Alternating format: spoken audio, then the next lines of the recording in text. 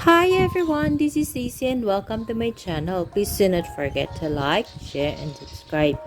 For today's video, itatap cut natin yung dalawang echeveria na to. So first, we have to disinfect yung scissors by spraying alcohol. So literally, kinat ko lang using the scissors yung stem ng echeveria. So I'm not sure if yung pangalan ng echeveria na to is Blue Cloud. If you know the succulent ID, please comment below. And thank you in advance for helping me out. And then I'm going to put yung tinapkat ko na echeveria sa isang empty pot. So bago ko ilagay sa empty pot na yon, inisprayan ko muna ng alcohol yung echeveria. And then inisprayan ko din ng alcohol yung pinaka-stem. And then inayos ko kasi dapat clean cut yon para tubuan siya ng baby. And then, yung mga leaves na tinanggal ko na clean cut din, na pwedeng i-propagate at healthy, ilalagay lang natin dito on top of the pot para propagate tayo through leaf. So, baka magka-baby siya, pero hindi naman 100% na magpo-produce siya ng baby. So, let's go to the next one. So, I will be using knife to cut the Nevada. So, ikakat ko lang, and then, ayan, nakat ko na. Tatanggalan ko siya ng leaves. Kukunin ko yung leaves na pwedeng ipropagate, and then itatapon na natin yung leaves na nasira. And then i-sprayan ko ng alcohol, and then ilalagay ko lang din siya sa isang empty pot. So siguro after 5 days, meron nang lalabas. Kasi mabilis siya magkaroon, sabi sa experience ko, ganun yung nangyayari.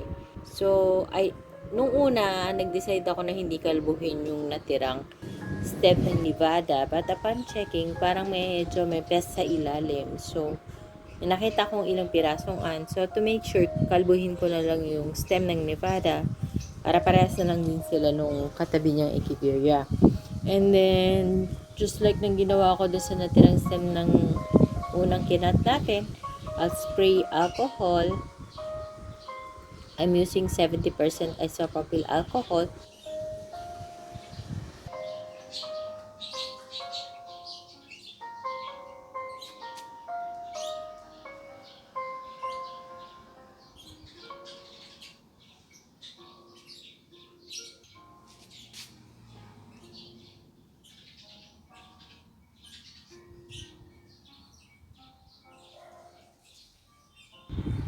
And then, lagyan natin ng Osmocote para mas mabilis siyang makarecover and mabilis siyang mag-produce ng baby.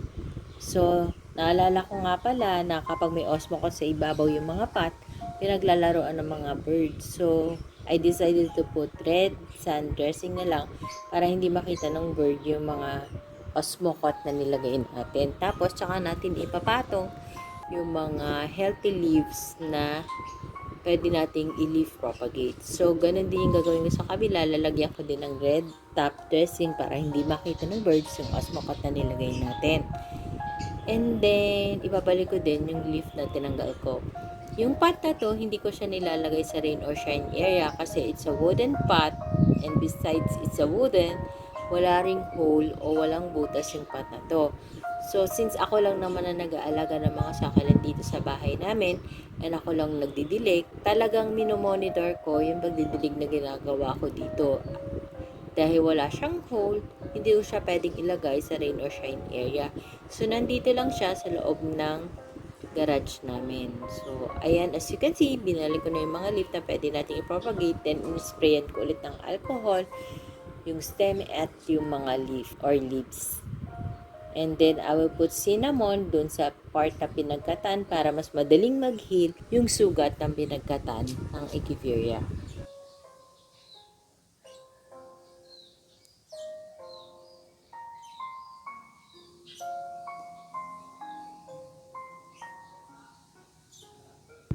Now, let's go to Crassula ovatum gallum or golum, kung ano man gusto nyo itawag. Mature na yung succulent na to.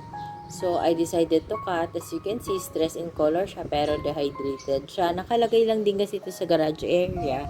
Hindi ko siya nilalagay sa rain or shine area kasi nung before nilagay ko siya, parang mamamatay siya so hindi niya kayang i-hold yung water. Hindi ko alam kung bakit nahihirapan akong buhayin yung succulent na to. So, kaya gusto ko siya i-propagate para dumami siya. So, literally, we cut it using a scissor, and then eventually we spray alcohol after cutting, and then I put cinnamon sa part na pinagkatan natin para mas madaling mag-heal yung pinagkatan natin or yung sugat nung nagawa natin dun sa stem ng succulent. So, same thing dito sa ipapat natin, ididip ko muna yung pinagkatan sa cinnamon para mabilis mag-heal. And then, yung potting mix pala dito na ginamit ko, actually, ito yung potting mix ng alnos and pumice stone na galing kay Desert Succulent, kasi dati ang nakatanim dito is yung baby ng marble gold. Since maliit lang siya, nilipat ko siya ng mas maliit na pot. So,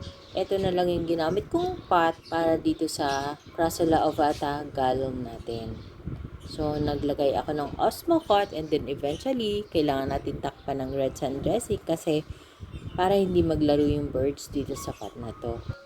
And then, we're finally done. So, ilalagay ko lang sa bright shaded area, yung isa sa table.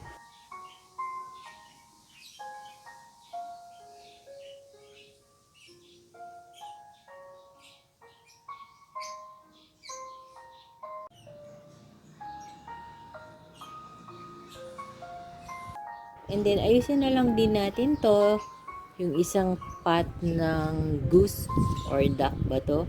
Nakatanim dito is Darly Sunshine. So, yung nakatanim na Darly Sunshine dito is kinat ko na, ginamit ko sa propagation, and then hindi na ganun ka-healthy yung stem kasi wala din siya sa rain or shine area.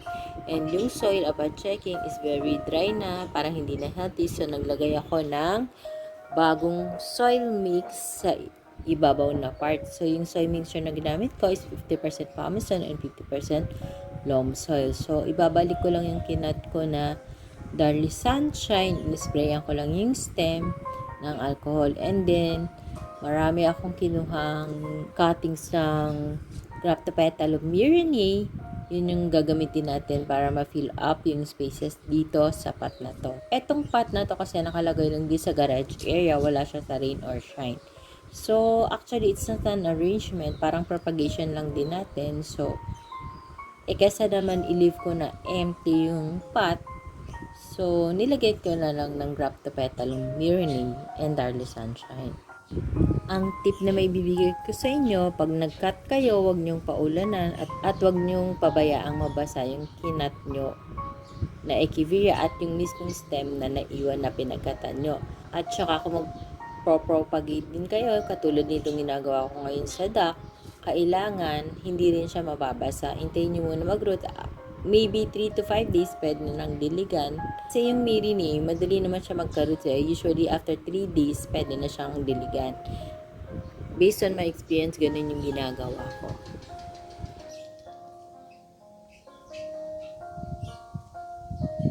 That's all for today's video, guys. I hope you like my sharing for today. Thank you for watching. Please do not forget to subscribe. Share my video to your family, friends, and relatives. Bye for now. See you on my next video. God bless. Bye.